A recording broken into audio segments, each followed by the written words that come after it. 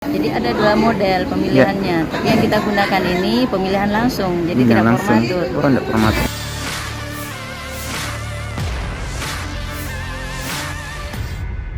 Sel.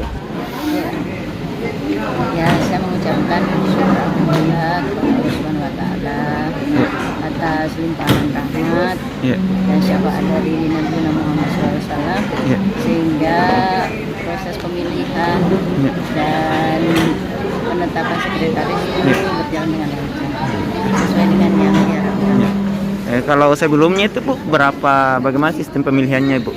Jadi ada dua model pemilihannya, tapi yang kita gunakan ini pemilihan langsung, jadi tidak langsung. formatur. Oh, tidak formatur ya, Bu. Kalau formatur itu dibawa 11, tapi ini langsung 11.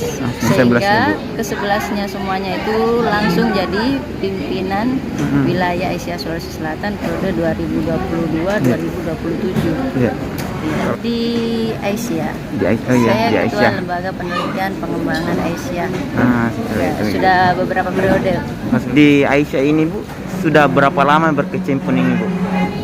Ya sejak 2000 ya Bu. Tahun 2000. Oke. Baik Bu, setelah ini Bu, mungkin sudah dibentuk strukturnya atau kapan dilakukan pelantikan?